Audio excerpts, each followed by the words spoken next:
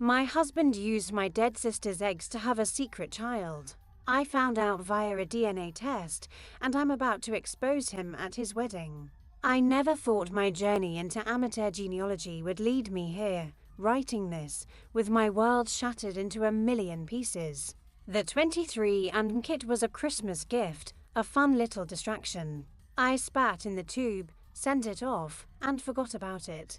Until the results came in last week and a notification popped up. A close family match has been found. Leo, son. I don't have a son. My blood ran cold. I clicked on the profile. It was for a 1-year-old boy named Leo. Under the shared DNA section, the site confirmed it with cold, hard certainty. Liam, my husband of 6 years, was listed as his father. The mother's side of the tree connected back to my own parents. The only possible conclusion, the one my brain refused to accept, was that the mother was my sister, Sophie. The problem is, my sister Sophie died 2.5 years ago. For a moment, I felt like I was losing my mind. A system glitch. A cruel prank. But the science was staring me in the face. Liam, the man who held my hand at Sophie's funeral, who wiped away my tears and whispered that we would get through it together, had a child with my dead sister. The dates meant the child was conceived after she died. It was impossible. It was insane. My marriage to Liam had always felt like a safe harbor. We met in college, a slow burn friendship that blossomed into love. He was my rock, especially during Sophie's long and brutal battle with cancer. He was the perfect, supportive brother-in-law, always bringing her favorite books to the hospital, making her laugh when no one else could.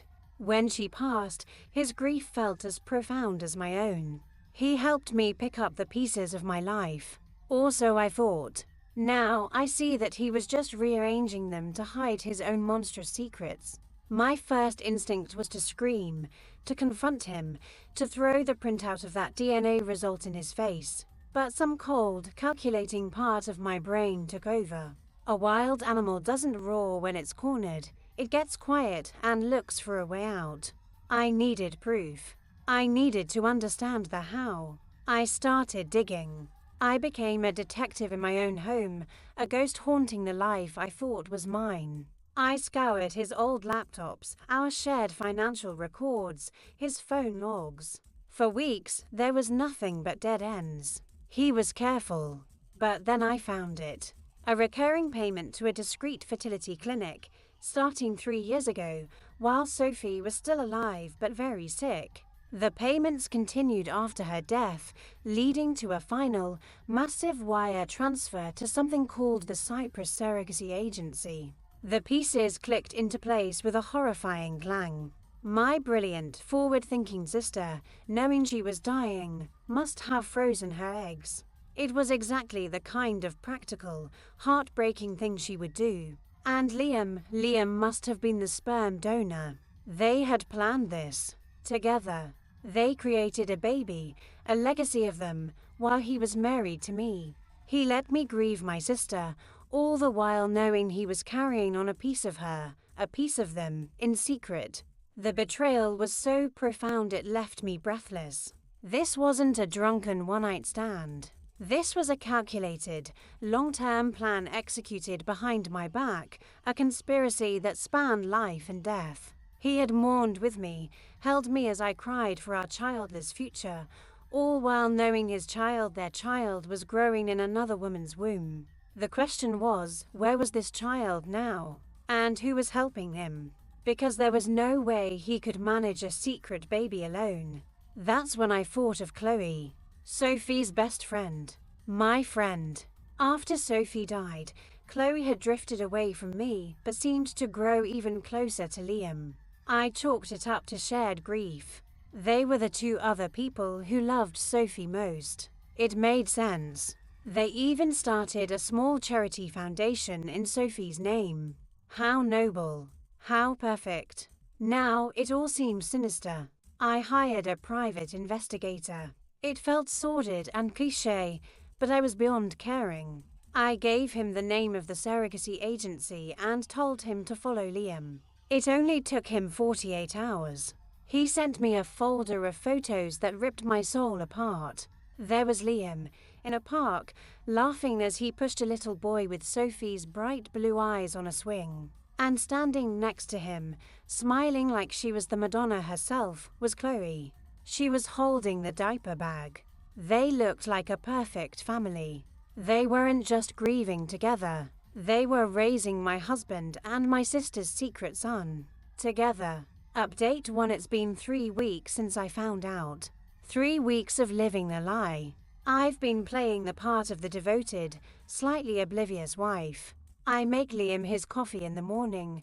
I kiss him goodbye. I ask about his day. All the while, the acid of my knowledge burns in my stomach. The hardest part is looking at the photos of Sophie around our house. Did she know? Did she agree to this, to have her child raised by her husband and her best friend, while her own sister was kept in the dark? It feels like a betrayal from beyond the grave. Liam and Chloe must have felt the walls closing in, or maybe they just got arrogant. 2 weeks ago, they sat me down in my own living room. They held hands. Liam couldn't look me in the eye. He told me he was in love with Chloe. He said their shared grief over Sophie had bonded them in a way he couldn't explain. He wanted a divorce. I swear, the audacity almost made me laugh. He delivered this speech as if he were a noble man confessing their difficult but understandable truth. He was gentle. He was sorry for the pain this would cause me. I played my part. I cried. I asked him if there was any hope for us. He said no. Chloe sat there, patting my hand, telling me she would always be there for me, that this was just one of those tragic things. Tragic. That's one word for it. They are moving fast. They want to legitimize their little family. They announced their engagement last week. They're planning a wedding. A big, beautiful wedding at the end of the summer to celebrate their unconventional love story that rose from the ashes of tragedy. They are painting themselves as romantic heroes. They are building their future on the foundations of my pain and my sister's memory. And they made one fatal mistake. They asked me for something. Chloe, in a moment of what I can only describe as God-tier nerve, asked me if I would do a reading at the ceremony. A poem about love and loss in honor of Sophie. She said it would mean so much to have my blessing. Oh, I'll give them a blessing, all right. I'll give them a benediction they will never forget. I have the DNA results. I have the PI's photos. I have the bank statements. I am no longer a grieving wife. I am an architect, and I am building the stage for the greatest show this town has ever seen. Their wedding won't be the beginning of their new life. It will be the end of it. Update to the wedding is tomorrow. My dress is laid out a sleek, black cocktail dress. A mourning dress for the death of 2 people's reputations. The past month has been an exercise in absolute self-control. I've smiled, I've nodded, I've even helped Chloe pick out floral arrangements. I suggested the big projector screen for the reception, telling them it would be perfect for a slideshow of their memories. They loved the idea. They even asked me to put it together for them. It's like watching 2 lambs gleefully sharpening the butcher's knife for their own slaughter. I have it all prepared. The slideshow starts innocently enough. Cute photos of Liam and Chloe as kids, pictures from college, photos of them with Sophie, painting them as a tight-knit trio. It will lull everyone into a full sense of security. Then, after a picture of them smiling radiantly on the day of their engagement, the screen will fade to black. The next slide will be a high-resolution image of the 23andMe result. Liam father, Leo son. The slide after that will be a beautiful professional photo of Leo, the one the pie took, with Sophie's eyes shining.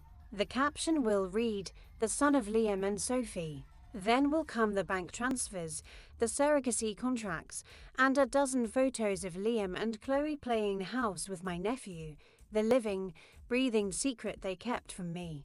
Every guest at that wedding, their families, their colleagues, their friends, will see the unvarnished, disgusting truth. My reading is a speech I have rehearsed in front of my mirror until the words have lost all meaning. It's no longer fueled by tears, but by ice. I am calm. I am ready. People say revenge is a dish best served cold. I disagree. I think it's a dish best served publicly, with a PowerPoint presentation and an open bar. Some of you might think this is too cruel, that I should just walk away. But you don't understand. They didn't just break my heart. They desecrated my past, my present, and my future. They used my sister's death as a cover story for their affair. They gaslight me into thinking my grief was shared when it was just a performance for them. They don't deserve to just walk away. They deserve to be exposed. They deserve for their world to burn, and I have the match and the gasoline. Tomorrow, I will walk into that wedding as a guest. I will walk out as a legend. Wish me luck, Reddit. Or don't. The final chapter of their wedding was beautiful. A lakeside affair, dripping with white roses and fairy lights. Chloe looked ethereal in her lace gown. Liam looked like the cat that got the cream.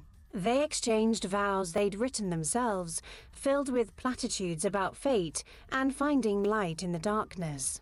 I had to physically stop myself from gagging. I clapped along with everyone else when they were pronounced husband and wife. The reception was where my plan would unfold. The champagne flowed. The speeches began. The maid of honor, a gushing friend, went on and on about Chloe's heart of gold. Then it was my turn. I walked to the podium, my black dress a stark slash in a sea of pastels. I could feel every eye on me. Liam and Chloe were smiling, anticipating a tearful, sentimental tribute. I don't have a poem, I began, my voice steady and clear, amplified by the microphone. Instead, I'd like to share a story. A love story. It's about a man, a woman, and a ghost. The room went quiet. I clicked the remote in my hand. The slideshow of their happy memories stopped. The screen went black. And then the 23 and result appeared, huge and undeniable, behind them. A collective gasp went through the crowd. I saw Liam's face drain of all color. Chloe's smile froze and then crumbled. "This is Leo," I said, as the next slide showed his beautiful face. "He is my nephew. He has his mother's eyes. My sister, Sophie's eyes." I walked them, and the 200 stunned guests, through the entire story. The frozen eggs. The secret surrogacy. The payments. The photos of their happy little family unit, taken while I was at home, thinking my husband was working late. With every slide, the murmuring in the room grew louder, turning from confusion to horror and disgust. I ended my speech by looking directly at the new bride and groom. "You didn't find love in the ashes of tragedy," I said, my voice ringing with a clarity I hadn't felt in years. "You built a life on a foundation of lies and desecrated the memory of the woman you both claimed to love. You are not a love story. You are a horror story. So, congratulations. I hope you enjoy the life you've stolen." I dropped the microphone. It clattered on the floor, the feedback screeching through the speakers. And then I walked out. I didn't look back. The shouting, the crying, the chaos that erupted behind me was the soundtrack to my liberation. But that's not the twist. That was just revenge. The real ending to this story happened 6 months later. The fallout was nuclear. Their families were destroyed. Their careers are in tatters from the social scandal. They are still together, from what I hear, bonded by their shared disgrace. But in the legal battle that followed our divorce, my lawyer made a brilliant move. We argued that Liam's documented history of deceit and psychological manipulation made him an unstable guardian. We used Chloe's complicity against her. And 2 weeks ago, a judge agreed. The twist isn't that I got my revenge. The twist is what I did with my victory. I have been granted primary legal custody of my nephew, Leo. He lives with me now. He is the spitting image of my sister. Every day, I look into his eyes and I see her. I see the absolute best of her. But I also see the legacy of the most profound betrayal I have ever known. My life is now dedicated to raising the living, breathing symbol of my husband's and sister's deception. I won. I burned their world to the ground. But my prize is a lifelong sentence of remembering why I had to do it. It wasn't the clean break I thought it would be. It's a scar that I will now have to nurture and love for the rest of my life. And I have to wonder, in the end, who really got the final say. If you're interested in stories like this, please like, comment, and subscribe.